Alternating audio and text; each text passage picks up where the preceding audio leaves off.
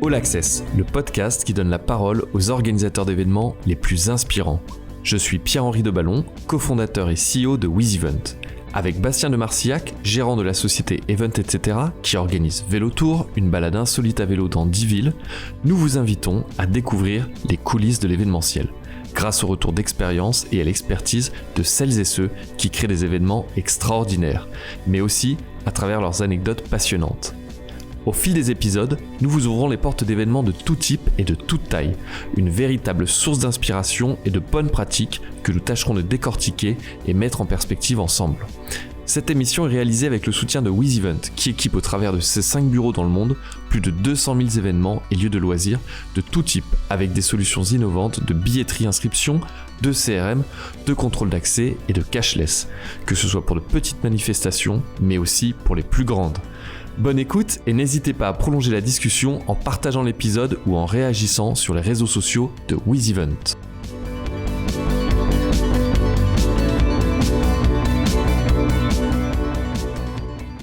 Bienvenue dans ce 5e numéro de All Access. Aujourd'hui, on a le grand plaisir de recevoir Aymeric Magne, qui est directeur des événements chez Disneyland Paris. Bonjour Aymeric. Bonjour. Je suis donc avec Bastien. Bonjour Bastien. Bonjour. Et on va s'intéresser à votre parcours déjà, et puis à la place de l'événementiel chez Disney.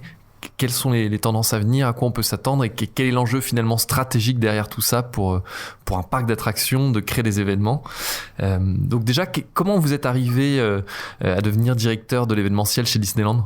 Alors, moi j'ai commencé dans le sport, en fait, dans les droits télé, au sein d'une petite société qui s'appelait Cima International à l'époque, et qui gérait en fait les droits télé africains en langue française pour le compte de CFI et TV5. Et du coup, durant cette filiale, on a récupéré la gestion de l'ESMA, qui est l'European Stadium and Safety Management Association, qui gère en fait... qui est en fait une espèce de task force de réflexion sur la gestion des enceintes sportives et qui nous a amené quelques années plus tard à créer une filiale qui s'appelait Stadia Consulting Group. Et donc là, on a commencé à travailler sur la gestion de projets de stade. On a travaillé sur plusieurs projets. Et en parallèle, cette petite société a été rachetée par le groupe Colony Capital, qui était plus grosse société. Voilà, c'était un fonds d'investissement au moment du rachat du Paris Saint-Germain, avec pour objectif de continuer de développer, on va dire la partie, gestion de projet d'enceintes sportives, mais aussi de travailler pour le compte de Colony Capital sur des projets d'investissement mêlant sport, entertainment et sports venues, et donc le Parc des Princes aussi. Et du coup, je crois qu'il y a aussi un passage qui vous amène au Brésil après. Oui, alors en fait, c'est une succession. Donc chez Colony, on est resté plusieurs années et on est ressorti au moment de la sortie du Paris Saint-Germain, c'est-à-dire qu'on a été de notre côté racheté par le groupe Lagardère. D'accord. Et pendant ce temps-là, en fait, Stadia Consulting Group a développé ses activités. Donc on a travaillé sur quasiment l'ensemble de tous les stades de l'Euro 2016. Moi, j'avais été détaché auprès de la Ligue de foot et de la Fédération française de football en tant que spécialiste stade pour la candidature de l'Euro 2016, auprès de donc Jacques Lambert et Xavier Daniel à l'époque.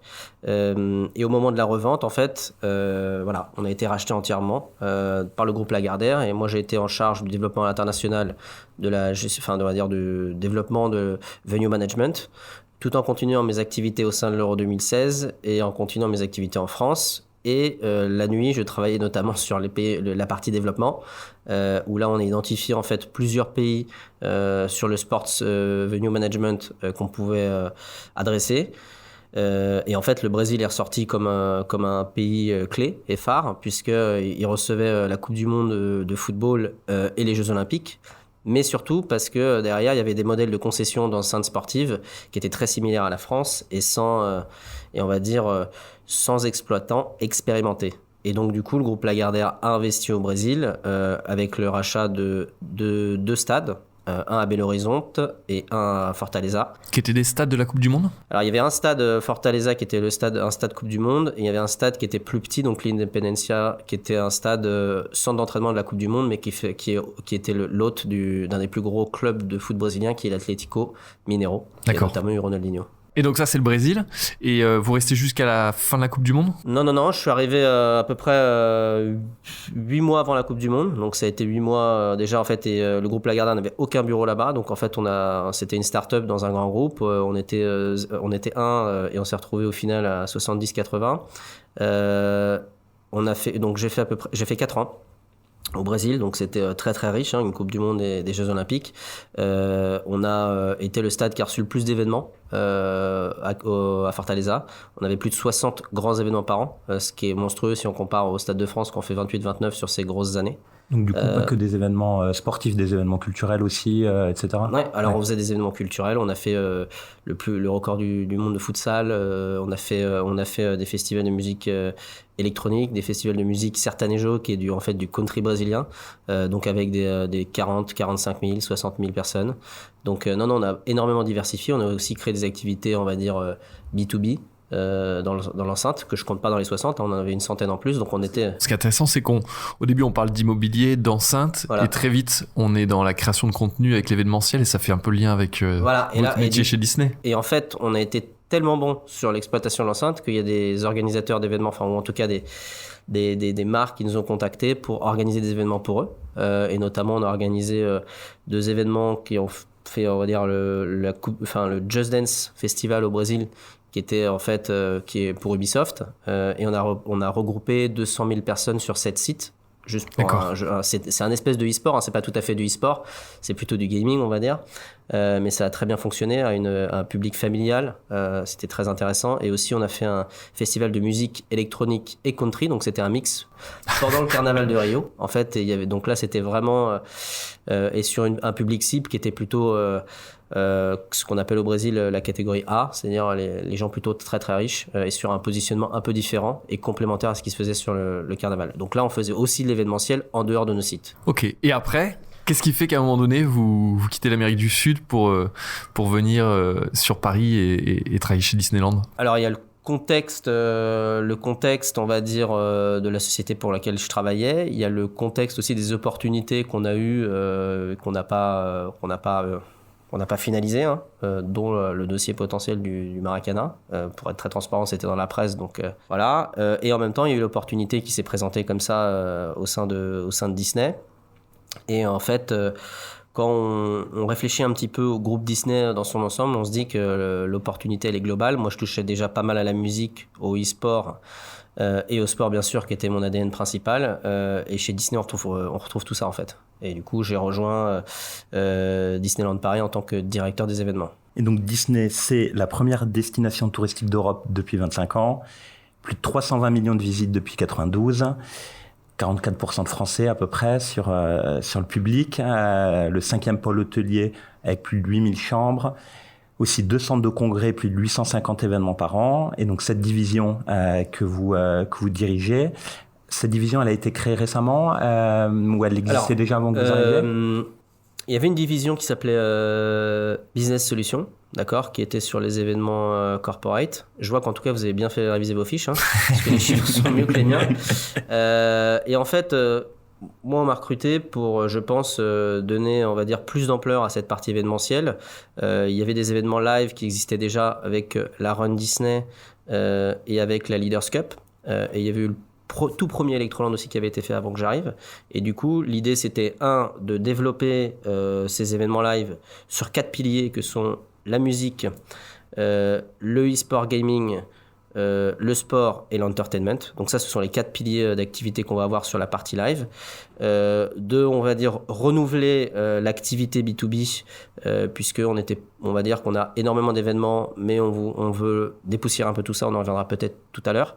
C'est la partie que vous appelez Business Solutions? Voilà, Business Solutions. La première, c'est Live Event by Disneyland Paris, et il y a une 3e division qui s'appelle Selection by Disneyland Paris, qui adresse plutôt le public, on va dire, très aisé, qui veut avoir une offre tailor-made sur Disneyland Paris. Et ça, c'est au niveau mondial, du coup, où on retrouve la même chose aux États-Unis, ou c'est vraiment dédié à Paris? Comment c'est venu cette création d'unité? Comparé, il y a Disney Event Group existe à Orlando. Eux, ils organisent beaucoup plus d'événements que nous, mais il n'y a pas la partie live, en fait. Donc, en fait, ils organisent des événements, ce qu'on appelle internes, que nous aussi on organise, qui représentent aussi des très gros événements, parce que les événements internes, ça peut aller jusqu'à 15 000 personnes, puisqu'il y a 16 000 salariés sur le site, qui fait du B2B, et aussi ce qu'on appelle New Selection, c'est-à-dire mais ils n'ont pas du tout la partie live, en fait. Et qu'est-ce qui fait qu'aujourd'hui Disneyland Paris est précurseur Qu'est-ce qu'il fait alors? Ils ont quelques événements live qui sont sport, sur les runs, mais c'est vraiment du classique sport. Et pourquoi? Parce que on a eu en fait, je pense, l'opportunité de pouvoir développer des événements musicaux. Ces événements musicaux, ils ont plutôt bien marché dès la première édition. Et on va dire qu'on peut être nous on est un petit parc par rapport à Orlando. Par contre, on a ce qu'on appelle un parc boutique. Et du coup, on a aussi des petits Français dans un monde américain avec plein d'idées. Et je pense qu'on peut se permettre de tester des choses qui peuvent peut-être moins tester aux États-Unis parce que c'est des ampleurs, des échelles énormes. Et du coup, là, ça a bien marché. Donc, on a été très proactifs. Ils ont recruté aussi des gens de l'externe, hein, dont moi. Et je pense que ça fait partie aussi du mouvement de vouloir aller chercher des compétences différentes, que ce soit le sport surtout. La gestion événementielle et la gestion des expériences. Pour les gens qui connaissent pas Orlando par rapport à Paris, c'est quoi? C'est de 1 à 2 la différence en termes de taille? À peu près, en grande masse? Je pense qu'en termes de taille, c'est la taille de San Francisco, Orlando. Et nous, je pense que c'est au moins en termes de taille, parce que c'est pas tout à fait comparable, parce qu'on a une densité plus forte chez nous, mais on doit être au moins, je peux pas vous le dire, mais au moins 30 fois plus petit. Hein. D'accord. Je parle en termes de taille. Après, sur les parcs, ils ont 5 parcs. Nous, on en a 2. Mais ils sont plus gros leurs parcs. Mais un bon comparatif, c'est le nombre de chambres. Eux, ils en ont 28 000, quand nous, on en a 7 000. Donc là, ça fait un bon ratio. Oui, ça permet de se rendre compte. Voilà, okay. Ça permet de se rendre compte. C'est plutôt 4 à 5 plus petit, mais plus innovant avec cette division, notamment Live Events, qui est une particularité de Disneyland Paris. Comment l'équipe est organisée? C'est que des internes ou vous avez aussi beaucoup d'externes sur ces événements cibles? Alors, moi, je viens d'arriver il y a 1 an et demi, donc on est environ 200 dans la division. Et sur cette division, on va dire, si on prend que la partie, on ne peut pas séparer en fait toutes les divisions parce qu'il y a des services support. Mais en gros, il y a la partie donc selection qui est un peu isolée. Et ensuite, on a 3 pôles. On a un pôle de créatifs. Donc, ce sont des show directors ou des motion designers, comme on les appelle, qui font en fait tous les concepts des événements. On a derrière la partie organisation des événements. Et là, c'est de la pure organisation gestion de projet, organisation d'événements. Et la partie business development and sales, qui elle est aujourd'hui depuis quelques mois à merger entre ce qu'on appelle le MICE, donc le B2B, et le live, puisqu'on se rend compte que ce sont des expériences qu'on va aller chercher, des expériences différentes, et c'est pour ça qu'on a souhaité les mettre dans une même division. Je pourrais y revenir après plus tard si vous voulez. Et du coup, l'objectif de cette division, quand elle a été créée, c'est pour développer un nouveau public, pour apporter un chiffre d'affaires complémentaire. Quel est tout ça mélangé, l'objectif? Alors, je pense qu'en fait, c'est créer des nouvelles expériences et des nouvelles émotions pour différents types de clients. Aujourd'hui, historiquement, on a des demandes de B2B qui entrent. Hein, donc, et là-dessus, on s'est dit il faut pouvoir adresser ce marché qui est là pour répondre à une certaine clientèle. Clairement aussi générer potentiellement du chiffre d'affaires avec il faut savoir qu'aujourd'hui on est un parc d'attractions, en fait on est un resort. Vous l'avez dit tout à l'heure, on a 2 parcs d'attractions, on a 7 hôtels, on a la 5e avenue de France en termes de flux de public avec ce qu'on appelle le Disney Village, on a des centres de convention, donc du coup il faut créer ces flux et la partie B2B elle a une temporalité qui est différente du loisir, c'est-à-dire que c'est en semaine, c'est pas pendant les vacances, c'est sur des mois, on va dire, plus faibles, pas faible, forcément l'été. Puisque l'été, bien sûr qu'on a une activité tout au long de l'année, mais elle est plus forte sur les bonnes périodes. Et sur la partie live, c'est une offre en fait différente. Une fois de plus, on veut toujours créer de nouvelles expériences à Disneyland Paris sur ce qui est notre ADN. La musique, c'est l'ADN de Disney. Le gaming, il y a quand même une culture un peu geek qu'on peut considérer comme étant assez proche.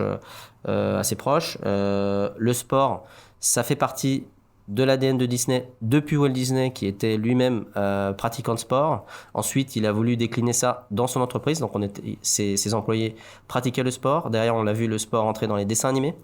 Derrière, on a vu l'acquisition des Mighty Ducks qui a eu lieu dans les années 80, l'acquisition d'ESPN. Et du coup, en fait, vous voyez, tout au long de l'année, aujourd'hui, nous on reçoit on a créé le plus gros complexe sportif aux États-Unis, qui est le ESPN World of Sports à Orlando. Donc, il y a vraiment une culture, d'autant plus avec la tendance sociétale sur le healthy living, où là-dessus, on peut voir aujourd'hui sur toute la Walt Disney Company une politique qui se décline. Et si vous regardez, je crois que c'est les derniers Incredibles 2, il y a le papa et la maman qui arrivent d'un côté avec des frites et de l'autre côté avec des haricots verts. Et au final, les enfants choisissent les haricots verts. Donc j'aimerais bien que ça soit ça dans la réalité. Mais en tout cas, on participe à cette culture-là. Et la pratique du sport en fait partie. Okay. Alors si on se concentre un petit peu, nous on va regarder plus la partie live events, qui est la partie création d'événements. Non pas que la partie business nous intéresse pas, mais elle est, j'ai envie de dire, un peu plus classique, même si le cadre est... Pas forcément, on est en train d'y travailler, mais on pourra y revenir tout à l'heure. Mais si on reste sur cette partie live events, si vous deviez mettre dans un ordre d'objectifs, l'objectif d'image pour Disney ou l'objectif de chiffre d'affaires, vous metteriez lequel en avant? Est-ce que c'est surtout de rajeunir, donner une image, communiquer vers l'extérieur et finalement de drainer du trafic grand public pour le parc, ou c'est plutôt vraiment une BU qui a vocation à faire du chiffre d'affaires et du coup... En fait, j'ai envie de dire c'est les deux. Mais dans quel ordre? Y a pas d'ordre. Aujourd'hui, innovation et créativité, c'est la base de Disney. Donc ça, c'est la première chose. Deuxième chose, c'est créer de nouvelles expériences. Et clairement... quand on parle de ROI chez Disney, le premier ROI que j'ai, c'est ce qu'on appelle la guest satisfaction. C'est-à-dire que sur chaque événement, on calcule le taux de satisfaction des participants. Et donc, c'est ça mon premier ROI, si vous voulez la réponse. Et clairement, si on voit l'évolution depuis 2 ans des taux de satisfaction, on est sur des croissances à 2 chiffres. Je parle pas financièrement, je parle bien. Et donc, c'est assez impressionnant parce que les taux de satisfaction d'Electroland ou de la Run Disney, on les a fait monter de plus de 10%. Et sur Electroland, on a 98% de taux de satisfaction, satisfait, très satisfait et super satisfait. Ce que je veux dire, c'est le record en termes de satisfaction sur tous les événements jamais organisés à Disney.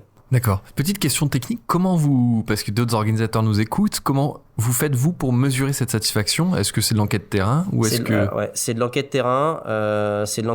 On va récupérer, on va discuter avec les gens. On récupère alors, soit on fait l'enquête sur place, soit on arrive à avoir une enquête qui est ensuite envoyée avec bien entendu l'accord des personnes. Et on se base sur des échantillons qui sont relevant, on va dire. Et en général, les gens sont assez à même, en tout cas chez nous, de vouloir répondre. Tout à l'heure, vous parliez beaucoup de créer des événements et vous l'avez rappelé, l'univers de Disney, c'est de la création. Aujourd'hui, vous êtes dans de la création pure et dure d'événements ou est-ce que vous faites aussi des coproductions avec des organisateurs qui viennent vous voir en disant « Voilà, vous avez un lieu, des marques et j'ai un concept et potentiellement on peut le coproduire ensemble » ou est-ce que vous êtes fermé à ça et vous produisez vos propres événements en les créant de A à Z? Comme je l'ai dit, nous on est ouvert à tout. On a trois types de... C'est pas des business models, mais de manière de recevoir ou de produire des événements. On a la manière la plus simple, c'est-à-dire qu'on reçoit l'événement. On est un site hôte, qui n'est pas l'option privilégiée, honnêtement, puisque on veut se différencier sur nos événements par rapport à d'autres venues. On n'est pas une venues, on est Disneyland Paris. Le deuxième, c'est la production pure. C'est ce qu'on fait sur la Run Disney, sur Electroland, sur la Pride. Et là-dessus, from scratch, on crée l'événement, on prend le risque financier. Si vous devez nous pitcher ces 3 événements, en quelques mots, ça serait quoi? Sur la Run Disney, c'est la course la plus lente du monde, mais avec le plus d'émotion. C'est-à-dire qu'on court sur différents types de courses, donc c'est accessible à tous, ça va du 5 km au semi-marathon.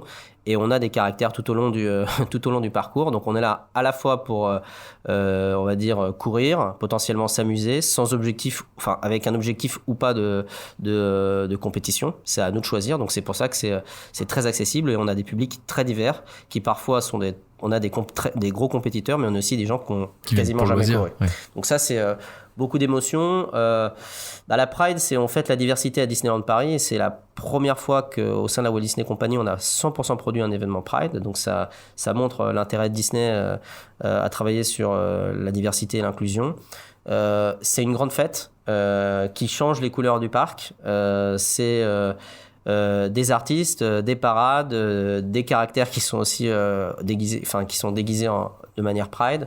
Donc c'est extrêmement festif et extrêmement intéressant parce que ça change la couleur du parc. Et Electroland, tout simplement parce que je pense que on va dire, alors je parle bien sûr qu'on a toujours des line-up et des DJ qui font partie des plus grands mondiaux, mais derrière on a tout un concept avec des remixes de chansons Disney par les DJ, bien sûr les attractions ouvertes, et du coup... là, vous capitalisez aussi sur les contenus propriétés Disney qui sont ces chansons. Alors, oui, et je vais me répondre, on ne capitalise sur tous nos événements 100% produits, on est obligé, enfin en tout cas c'est notre ADN, et on veut pas c'est nous qui nous obligeons à faire ça, on ne veut pas recevoir un artiste pour le faire se performer, et c'est tout. Nous, on doit venir avec toute... il faut qu'il y ait un lien avec Disney. Il faut qu'il y ait un storytelling, il faut qu'il y ait un story living, donc pour que l'événement, que les gens sortent avec une expérience différente. Et c'est du Only Disney Can Do, donc on essaie de faire un lien.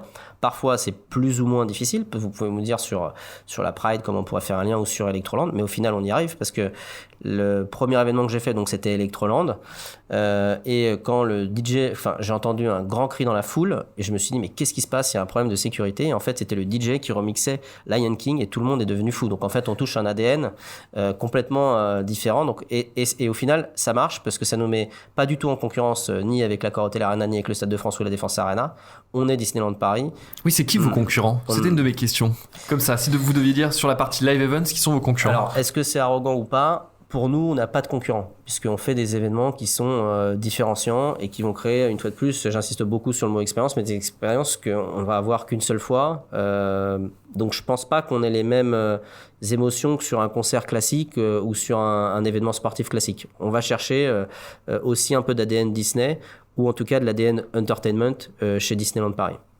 Pour revenir un peu sur Disney Run, quand vous organisez les événements, du coup, ils doivent être en dehors des horaires d'ouverture du parc. Comment est-ce que vous gérez un petit peu ces éléments? Donc, il y a probablement des contraintes aussi. Et comment c'est perçu par les équipes, du coup, qui sont là pour faire en sorte que le parc vive de manière classique, on va dire. Comment se passent les relations, du coup, sur ce type d'événement? Ça, c'est une très bonne question parce qu'on n'est pas... moi, j'ai géré des stades, j'ai géré des événements. Gérer un stade, j'ai envie de dire, c'est très facile. C'est un parc d'attractions parce que le parc d'attractions, son activité principale, c'est les tickets parcs, qui implique de la restauration, qui implique du merchandising, des flux énormes sur des horaires en gros de 10h à 20h en fonction des parcs, ou 10h, 23h. Donc nous, on vient un petit peu comme un cheveu sur la soupe parfois. Alors sur la run, c'est un départ assez tôt. On a la 5 km qui est de nuit. Donc ça, on arrive juste après la fermeture du parc. Sur la 10 km, on arriver vers 10h environ, ce qui est quasiment l'ouverture du parc, même s'il y a un early opening à 9h, mais il y a beaucoup moins de monde et on bloque une partie du parc. Par contre, sur le semi-marathon, on arrive à 12h30. Et là, c'est une logistique, c'est-à-dire qu'on le fait passer puisque l'objectif aussi de la Run Disney, c'est de passer dans des coulisses, mais aussi dans les parcs, ce qui fait que c'est une des seules courses, même aux États-Unis, ils passent pas dans les parcs. Donc il y a une partie qui est dehors quand même sur le semi-marathon. Mais derrière les équipes, en fait, c'est prévu en avance. Et en fait, c'est assez marrant parce que pour la partie opération chez nous, c'est des projets exceptionnels. Et donc c'est des projets où en fait tout le monde s'investit énormément. Et les salariés de Disneyland Paris sont très investis dans leur travail. Et avoir la run pour eux, c'est tous les ans en fait quelque chose qu'on attend. Donc ils travaillent plus, donc bien sûr ils respectent les horaires légaux, mais je veux dire c'est plutôt en fait une espèce de une petite fête. Ça change du quotidien finalement. Exactement. Et ça vient amener... Voilà. Et sur les autres live events type Electroland, on ferme une heure en général plus tôt le parc, et ce qui veut dire qu'on ferme à 19h, on commence à 20h, 20h30, le temps de faire les contrôles d'accès, etc. Donc on impacte un petit peu le parc, mais pas forcément trop. De ce qu'on voit, c'est quand même finalement une exploitation. Finalement, vous travaillez surtout quand il y a des périodes de creux, vous le disiez tout à l'heure, sur la saisonnalité, mais là aussi sur les horaires, à part sur ce semi-marathon. Bien sûr, parce que derrière, l'objectif des live events, c'est aussi c'est de faire venir de nouveaux publics. J'en ai pas assez parlé tout à l'heure. C'est de travailler sur les horaires creux. Quand vous dites faire venir de nouveaux publics, c'est par exemple faire venir des millennials sur Electroland. Le but, c'est qu'ils reviennent après dans le parc d'attractions, en famille ou avec des amis, ou c'est pas forcément? Le but, de toute façon, c'est bien sûr, c'est qu'ils reviennent au parc, c'est qu'ils reviennent l'année d'après sur l'événement, et qui découvrent le parc, parce qu'il y a certaines générations qui vont jusqu'à 10-12 ans au parc. Après, ils oublient un petit peu, et c'est pour ça aussi qu'il y a toute une stratégie de la marque un peu plus large au niveau de la Walt Disney Company, qui va chercher un petit peu d'autres franchises. Mais du coup, non, on veut qu'ils reviennent. Si on a une bonne expérience sur un événement Electroland, on a beaucoup plus de chances que la personne revienne au parc, mais aussi à Electroland, et potentiellement sur la Run ou sur la Pride. On a parlé d'Electro Run, de Disney Run. Je crois que Disney Run, ça marche tellement bien que vous lancez également Princess Run bientôt, c'est ça? Alors, elle est lancée, elle est en vente. C'est assez impressionnant parce que pour avoir travaillé dans le sport, on a beaucoup de problèmes de flux, ce qu'on a moins chez nous. Donc, on a lancé la Princess Run là, qui va avoir lieu le 8 mai.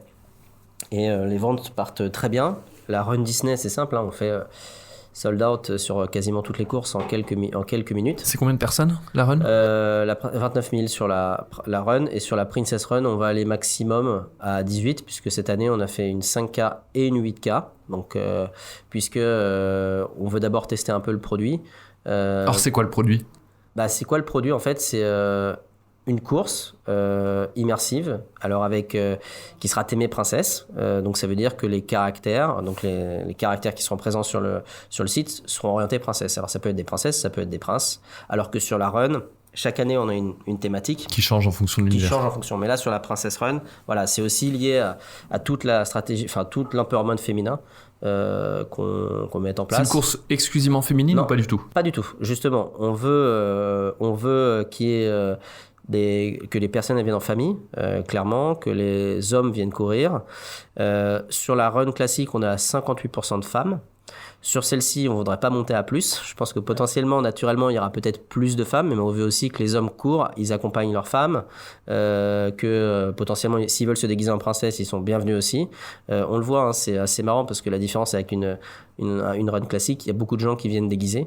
Voilà, et qui s'amusent sur des durées, enfin sur des durées courtes, on n'a pas besoin d'une préparation physique extraordinaire. Voilà, exactement. Après, s'il y en a qui le préparent, tant mieux. Enfin, c'est chacun en fait fait comme il veut. Sur Electroland, on est sur un public plus jeune.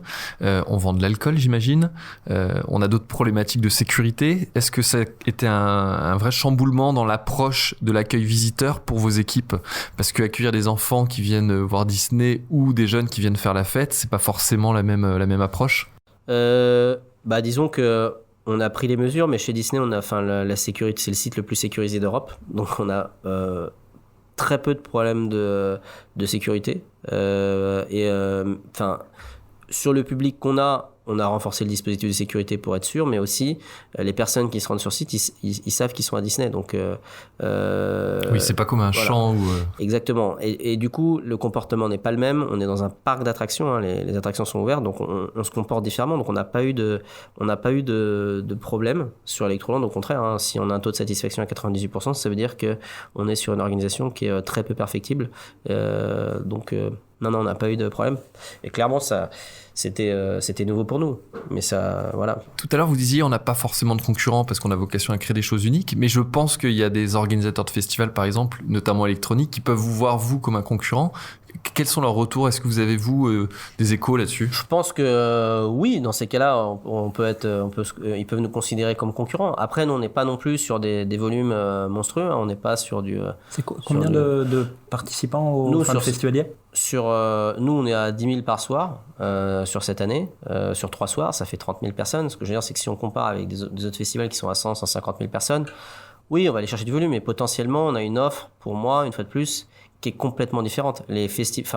D'ailleurs, les personnes qui se rendent à Electroland, ils sont potentiellement aussi festivaliers d'autres, mais c'est pas forcément la même chose que viennent chercher les participants à Electroland que s'ils vont à Lollapalooza, à Solidays ou à Tomorrowland. On reste quand même sur un public francilien sur ces événements-là, ou est-ce que, comme le parc, vous êtes capable d'attirer des gens qui viennent de très loin exprès pour ces événements ? On est capable d'attirer de très loin. On a sur on a une dizaine d'événements live par an, et en fonction des événements, vraiment, on a une population complètement différente. Si on parle de la Run, on est sur des taux, je pense, à 60% d'étrangers environ. Si on parle d'Halloween, on est à 66%. Mais si on parle ce qui est énorme. Mais ça, ce sont des produits très spécifiques. Si on parle d'Electroland, Pride ou Disney Love Jazz, on est un peu moins sur l'international, mais on est quand même à minima entre 25 et 30% d'international sur Electroland. Ça dépend aussi des line-up qu'on a en face. Mais voilà, nous, notre objectif, c'est d'aller chercher de l'européen, du distance, ce qu'on appelle distant France, et aussi, bien entendu, du local. Qu'est-ce que vous appelez un distant France ? C'est toute la France hors Île-de-France. Puisque aujourd'hui, comme on a Parce que derrière, il y a l'enjeu qui dorme chez vous ? Ou pas forcément ?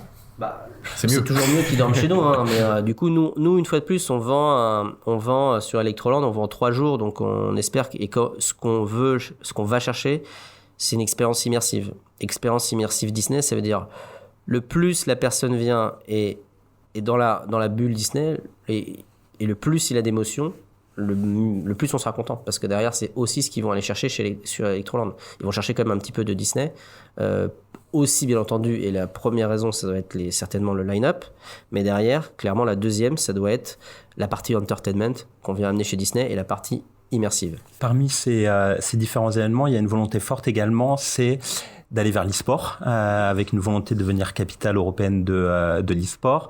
Aujourd'hui, quels sont les événements e-sport que vous accueillez ? Quelle est la stratégie autour ? Et puis après, on va parler un petit peu des tendances et des nouveaux événements. Alors, l'e-sport, oui, on s'y intéresse. Et en fait, on a une stratégie, on est monté en puissance, on va dire. On a testé le marché il y a un an, à peu près 1 an et demi, un peu moins. On a reçu la finale du LOL Open Tour. Voilà, c'était un test, c'était une coproduction. Et derrière, ça nous a amené en fait, les gens ont compris, et les organisateurs d'événements ont compris l'intérêt en fait de faire quelque chose à Disneyland Paris sur cet aspect un peu immersif. Et donc on a organisé un Major Dota 2. Donc Major Dota 2, je sais pas si vous connaissez, mais voilà, c'est un des troisième plus gros jeux dans le monde du e-sport. Ceux qui ont les plus gros fees à la fin. Et du coup, il y a un organisateur chinois qui est venu nous voir pour l'organiser à Disneyland Paris. On a fait une coproduction. Ça a été un succès. Parce que sur l'e-sport, vous serez quand même contraint par le fait qu'il y a des détenteurs de droits au niveau des différents jeux et des compétitions, souvent de co-organiser avec eux. Pour moi, c'est pas une contrainte de coproduire. Au contraire, 1 + 1 = 3. Coproduire avec des experts d'une industrie, que ce soit du sport, de la musique ou du e-sport, je pense on s'y retrouve tous à travailler ensemble. Donc c'est plutôt quelque chose de positif. Et du coup, on a organisé cet événement qui a été un succès. On a eu 90 millions de viewers individuels, ce qui est, je pense, l'équivalent d'un match de Coupe du Monde. Hein. Donc c'était et sur des marchés un peu différents et originaux, puisque Dota, en France, c'est pas forcément extrêmement connu.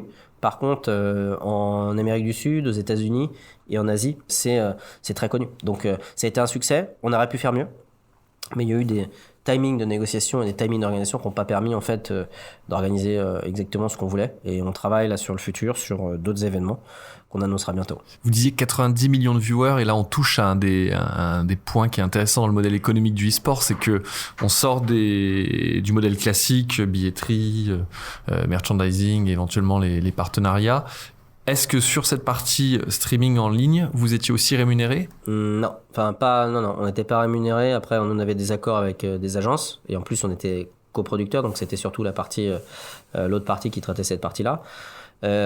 Oui, le streaming, les partenariats, c'est une part importante et la billetterie, à mon sens, c'est encore une part petite, puisqu'on est sur des on est sur des tickets moyens très bas, parce qu'on essaie de populariser. Voilà, nous, on était plus élevé que le marché, on était sur 35, 50 et 100.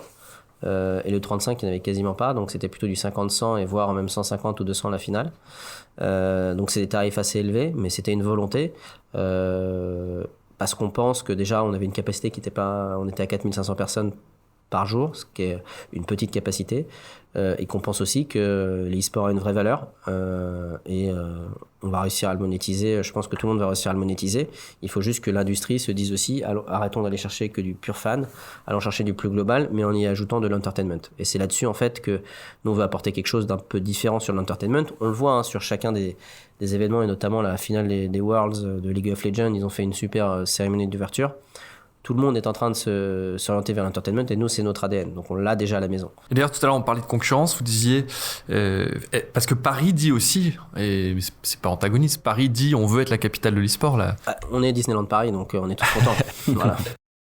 Juste pour faire un petit aparté sur les revenus et les modèles économiques, sur les événements comme Run Disney, Electroland, on est sur des modèles économiques qui sont les mêmes que sur des événements classiques, c'est-à-dire que vous avez aussi des partenaires, il y a la billetterie, vous avez aussi des partenaires où on est sur uniquement de la billetterie. Non, on a des partenaires on a soit ce qu'on appelle chez nous des corporate alliances, c'est-à-dire des sponsors, des top sponsors qui peuvent activer ou non sur nos événements, et on a aussi des sponsors ou des partenariats sur les événements.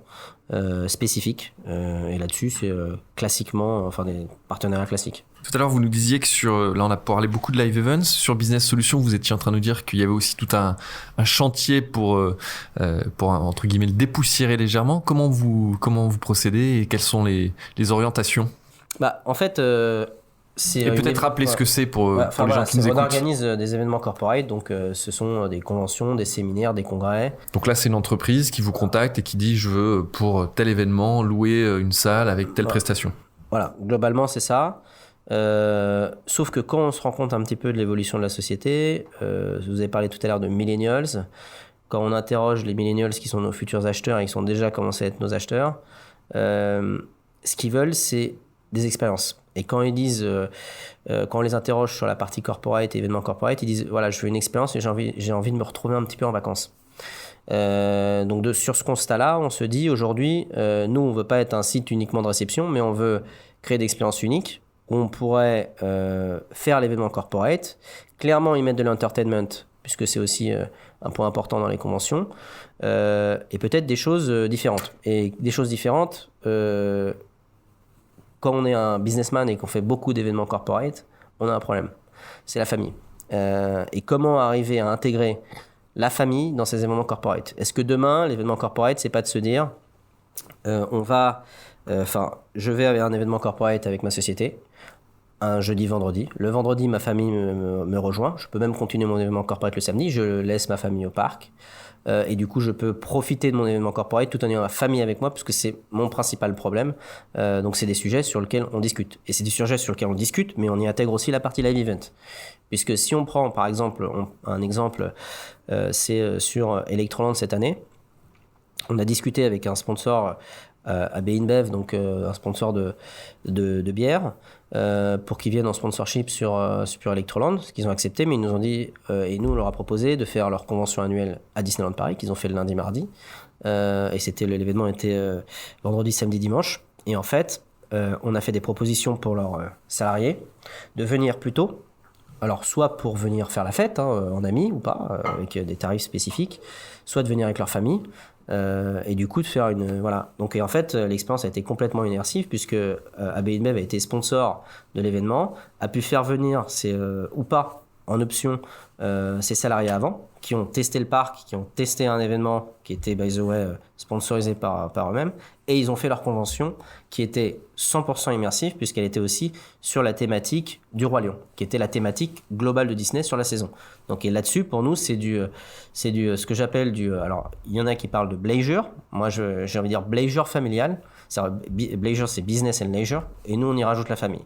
Et donc là je pense qu'on a l'ensemble des composants pour avoir une expérience exceptionnelle, et on va dire ce qui reste dans les mémoires de tous, mais aussi de la famille et des enfants, ce qui est un point important dans la politique de healthy living global des différentes sociétés. Donc en fait on va sur des concepts qui sont on anticipe un petit peu, mais derrière c'est aussi only Disney can do. Est-ce qu'il y a parmi tous les événements que vous avez organisés, comme beaucoup d'organisateurs qui nous écoutent et qui au quotidien ont dans l'organisation des galères, des anecdotes, est-ce qu'il y a un événement particulier dont vous vous rappelez, où vous avez dû affronter une difficulté particulière ? Tous les événements ont un lot de surprises. Nous, on est dans un parc d'attractions, donc je pourrais pas vous donner des détails, puisqu'il y a des détails qui restent confidentiels, mais clairement, on a toujours les aléas, on va dire, du direct. Et votre meilleur souvenir sur un événement, du coup, chez Disney ou ailleurs, d'ailleurs, dans votre expérience Je pense que le meilleur souvenir, c'était la première fois que j'ai assisté à la Run Disney,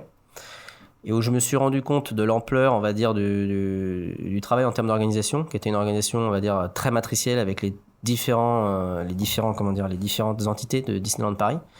Et qui, à la fin du semi-marathon, on se met tous, tous les directeurs viennent, et les vice-présidents viennent à l'arrivée, et on voit les derniers arrivants. Et les derniers arrivants, ce sont des gens qui sont pas habitués à faire du sport, souvent qui viennent des États-Unis et qui font un effort et qui arrivent en pleurs. Mais à la fois, ils pleurent de souffrance, ils pleurent d'émotion, et du coup, ça donne la chair de poule. À chaque fois que je repense, c'est pour ça que je disais qu'il y a beaucoup d'émotions. Voilà. Et il y a Mickey et Minnie qui les attendent à l'arrivée. Donc en fait, on a une arrivée avec énormément d'émotions. Et là-dessus, je pense que Voilà, c'est. Ça crée Mais là, du sens. Voilà, ça crée du sens, j'en ai la chair de poule, voilà. Donc, Ça, c'est des bons souvenirs. Alors, le pire souvenir en événementiel? c'est pas chez Disney. C'est trop facile. Non, mais il y a pas de. Je veux dire, les pires souvenirs en événementiel, au final, on a toujours plein de problématiques et on arrive toujours à les résoudre. Donc, on n'a pas vraiment de pire moment. Honnêtement, hein, je lis chez Disney, il n'y a pas eu de pire moment. J'en ai eu d'autres sur d'autres événements, mais celui-là, chez Disney, on trouve toujours une solution à la fin. Donc, on a. Voilà. C'est un peu le cas de l'organisation événementielle. On est sur le moment, ça nous paraît insurmontable, Voilà. et puis finalement, ça Et se puis les gens remet. s'en rendent pas compte. Voilà, c'est et les ça gens qui- s'en rendent pas compte. Voilà. Donc, du coup, Pas tous. Si vous étiez un événement, vous seriez quoi? bonne question. Electroland. Et qu'est-ce que vous regardez en premier quand vous arrivez sur un événement? Qu'est-ce que je regarde en premier? Je regarde le setup. Enfin, je fais mon tour de l'ensemble du parc, comme je le faisais dans mon stade, pour vérifier que tout est bien mis en place, qu'on est tout carré, pour pouvoir avoir ce qu'on appelle un guest facing, c'est-à-dire face aux guests, qu'on n'ait aucune erreur. C'est-à-dire ça, c'est très important. Et très souvent, alors chez Disney, on travaille énormément le détail, mais chaque détail compte. Donc, et chaque détail est très important. Donc voilà, c'est ça que je regarde en premier. Et ensuite, après, se déroule l'événement et ensuite, en fait, on a le même travail pendant toute la durée de l'événement. Mais c'est très important de faire pour moi, ce round en amont de l'événement. Aymeric, pour vous remercier, on va vous donner des super pouvoirs et vous pouvez remonter le temps et acheter un billet pour un événement auquel vous n'aviez pas pu assister, celui de votre choix. Ce serait quel événement? La cérémonie d'ouverture de l'Euro 2016, parce que malheureusement j'étais au Brésil et j'aurais bien voulu être là pour un événement sur lequel on a participé à la candidature. J'ai fait la finale. Mais c'était pas le meilleur moment. Et du coup, j'aurais bien voulu acheter un billet, en tout cas, pour la cérémonie d'ouverture, ouais. Aymeric, un grand merci pour cette plongée dans les coulisses de Disneyland Paris et notamment sur la partie événementielle. J'invite tous les auditeurs à partager cet épisode, à le noter sur les différentes plateformes de podcast et éventuellement à réécouter les autres enregistrements. Merci à bientôt. à vous. Au revoir. Merci.